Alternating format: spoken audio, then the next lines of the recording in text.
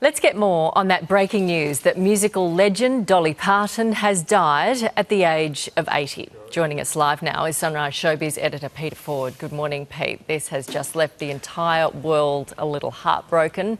What more do we know right now?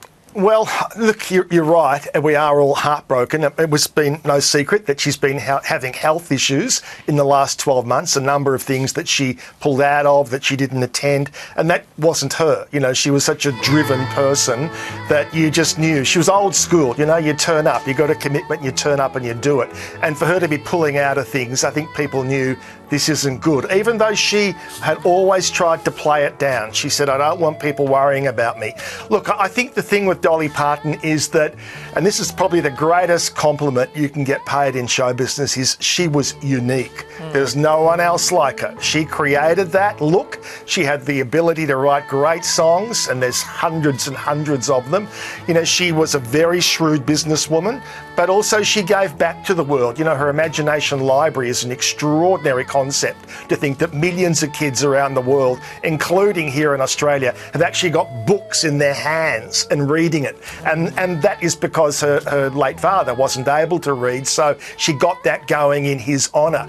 You know, she was so generous in many ways. People who worked at Dollywood or worked for her, all of their kids had their school fees paid by her, so people loved getting jobs with her. So, yeah, she was just a one-off, absolutely. Her nephew revealed the news in a video posted to her Instagram. It looked very organised. He said they had talked about this several years ago. What do you make of that? Well, that to me indicates that, you know, she is a very clever, organised person. I don't think, if the subtext, I don't think is that she's known for years that she was dying. I don't think that's the case. But certainly I think she's just a very organised person who wanted this to play out in the correct way.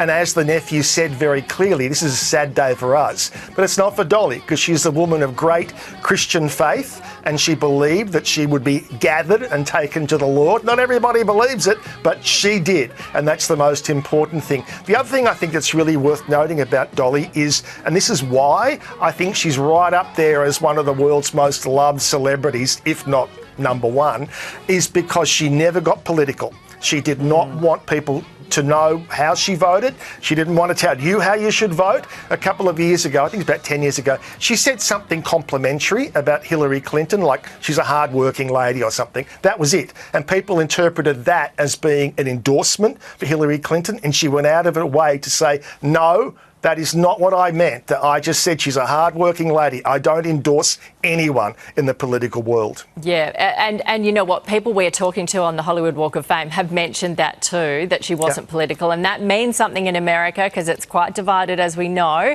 She did so much in 80 years after being born in this tiny cabin with no electricity, no running water. She met her husband, Carl, outside a laundromat on her first day in the city of Tennessee in 1964. He only died last year. It was a very it was almost an extraordinary yet ordinary life, wasn't it? Yeah, it was. And, you know, the death of her husband, obviously, that was a very unusual situation because he did not want to be in the public eye at all. You know, very few sightings of him at anything. I guess in one sense it was like an unconventional marriage maybe, but they were devoted to each other. And I think, as she indicated, that, you know, during the time that he was sick, she probably neglected herself and didn't get things attended to that she needed to get attended to. So when we all woke up this morning, you know, I think we just said, oh no, not Dolly, you know. She seemed indestructible. That's what she felt. You felt she was never going to leave us. Yeah, the music, the philanthropy, and a beautiful love story at the base of it all, isn't it? And great songs, you know, great songs. And, of course, ironically, probably the biggest of them all, or right up there, is Islands in the Stream, which, of course, she didn't write. The Bee Gees wrote that. That was written by the Bee Gees, of course. And the other funny thing is that I Will Always Love You, although she recorded it, and she had a minor hit with it, it was Whitney Houston, of course, and The Bodyguard that took it straight to #1 worldwide. But those royalties are enormous and will come in forever. And the word is that Miley Cyrus is actually going to inherit the entire music library, which is absolutely massive. Yeah. Okay, well, thanks for helping us remember. Thank you, Pete. Thanks, Nat.